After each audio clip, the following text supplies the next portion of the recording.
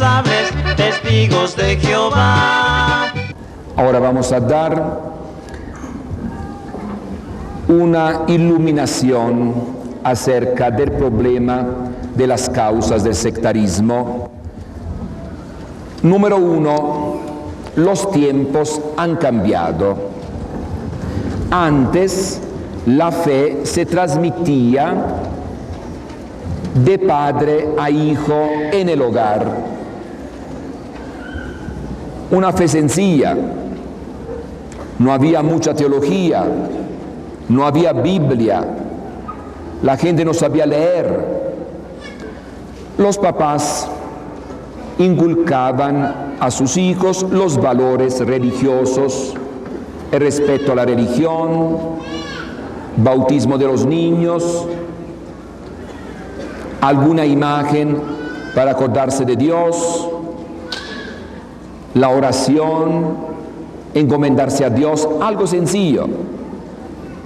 El respeto hacia los ancianos, hacia la familia. Los sacerdotes eran más. Ellos orientaban al pueblo cuando iban a la misa. Y así en el pueblo, en el rancho, en la ciudad, la fe se iba transmitiendo. No había grandes problemas para la fe. Ahora los tiempos cambiaron. Los hijos van a la escuela, leen el periódico, ven la televisión. De casa en casa van personas hablando mal de la religión católica, atacando a la Virgen, atacando la cruz, el sacerdote, el Papa. Y entonces el hijo, el joven, va a su papá, que le inculcó los principios cristianos, y le dice: papá, en la escuela el maestro dice que el hombre viene del mono, no existe Dios, todo viene del mono. Y el papá, ¿qué va a contestar? El papá no puede ayudar al hijo. El hijo tiene un problema en la escuela, el papá no lo puede ayudar. Empieza el problema.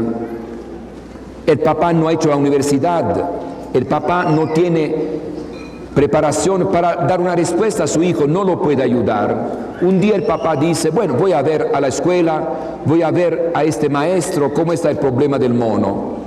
Va a la escuela, mira en la cara al maestro y dice: tal vez el hombre viene del mono.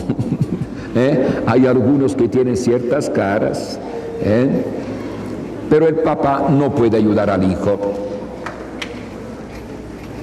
Después uno va a la ciudad, va a Estados Unidos a trabajar, no tiene trabajo, lo agarran las sectas. Mira, te vamos a dar de comer todos los días, pero tienes que ir al culto. Y este joven va al culto. Allá le hablan en contra de la Virgen, allá le enseñan la Biblia a su modo. Después de un mes, 2 meses, hermano, ya eres pastor. Le ponen el traje, le ponen la corbata, portafolio, ya eres pastor. Y las chivas las vas a encontrar en Toluca. Así que regresa a tu pueblo y empieza a trabajar, busca de casa en casa a tus parientes, a tus amigos, y empieza a enseñar. Cuando tú tienes un grupo de 10, 15 personas, te vamos a hacer tu capilla. Y después tú vas a recibir el 10% de la gente. Así que tú tienes resuelto el problema económico. Por mientras te vamos a dar $300 cada mes. Estados Unidos te va a llegar. Mientras tú convences 10, 15 personas. Así que con esta idea, claro que muchos jóvenes no solamente se dejan enredar, sino que quieren ser enredados para poder fácilmente ser pastores, fácilmente resolver el problema económico. Además, segunda causa, la religión se considera como actividad profana como negocio. Esa es una idea que viene de Estados Unidos. Como uno se puede dedicar a la medicina, otro se puede dedicar al arte, al trabajo en una fábrica, otro puede decir, yo quiero ser pastor, yo quiero enseñar la palabra de Dios. Mamá, lo que quiero es esto, que tú me hagas una capilla, un templo, yo quiero ser el jefe de este templo. Y la mamá le hace, tiene dinero, le construye un templo. Ahora hay que llenar este templo. ¿Qué hace? De casa en casa, hablar a la gente. En este templo hacemos milagros. En este templo vendrá un predicador muy famoso. Nosotros somos santos, los demás son malos. Y empieza a desprestigiar a los demás. La gente empieza a ir, se empieza a predicar. Y todos los que van a un templo protestante tienen que pagar el 10% de todo lo que ganan. Así que se considera predicación de la palabra de Dios como un trabajo cualquiera. Y para poder tener dinero hay que aumentar el grupo y por eso hay que criticar a los demás, hay que inventar milagros, hay que hacer testimonios falsos, lo que sea. La religión es un negocio cualquiera. Por eso hay que inventar. Por ejemplo, en Jaltipan, hace algunos años, un predicador gritaba, yo he resucitado a 11 muertos. Sí, pero no dijo de hambre, muertos, nada más. Y la gente, este de veras hace milagros, resucita a los muertos. Yo he sanado a más de 1.300 personas. Yo hago milagros. Iba una camioneta de propagandistas en los pueblos a decir a la gente, vengan todos, va a haber una campaña de milagros. Y la gente iba. En el camino tuvieron un accidente. Algunos murieron, otros heridos. No es que fueron a la campaña para que aquel predicador resucitara a los muertos, no es que los heridos fueron a la campaña para que los sanara, no, los muertos al panteón y los heridos al hospital. Ahí está la trampa. Si de veras hacían milagros estos señores, ¿por qué no resucitaron a los muertos? ¿Por qué no sanaron a los heridos que estaban allá? Aquí vemos cómo se considera la religión un negocio cualquiera, donde se puede inventar, donde se puede decir cualquier cosa para atraer a la gente. Otra causa, los Estados Unidos han decidido conquistar religiosamente América Latina, claro, después también otras partes, empezando por América Latina, como mediante la religión, las sectas. Las sectas más son favorables a la ideología capitalista, imperialista de Estados Unidos. Cada quien se salve como pueda, individualismo, mientras el catolicismo tiene una concepción comunitaria. Por ejemplo, sencillo, en Estados Unidos se ve gente tirada en la calle, gente pobre. Hay gente rica, pero también hay mucha gente pobre. Gente abandonada. En los países católicos no sucede esto. Por ejemplo, en Europa, Italia, España, no.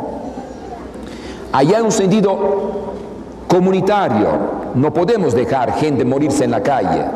No podemos dejar gente tirada, no. Entonces, donde hay un sentido católico, se preocupan por los demás.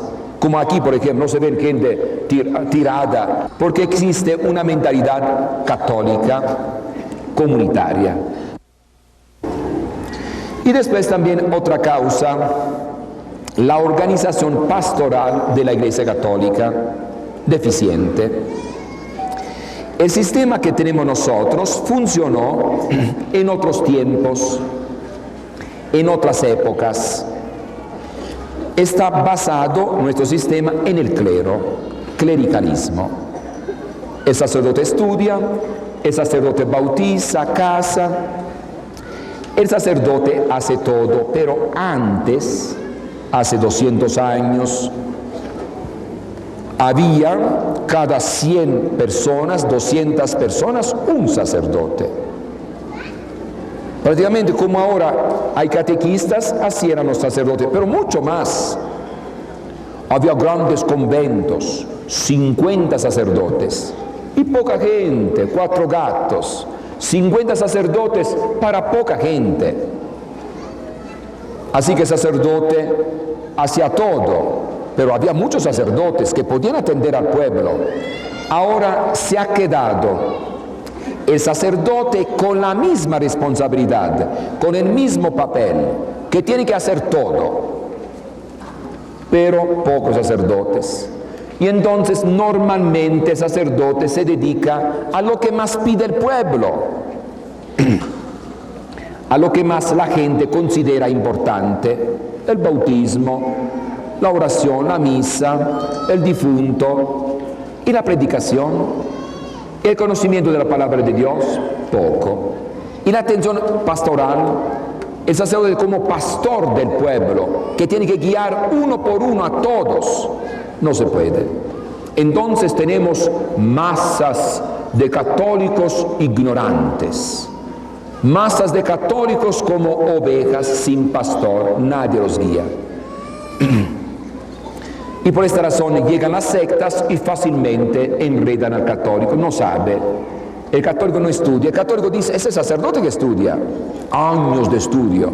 Pero el sacerdote no puede ir de casa en casa, hay pocos sacerdotes. El sacerdote no puede resolver los problemas de toda la gente, hay pocos. Entonces la masa se queda abandonada, sin alguien que los auxilie.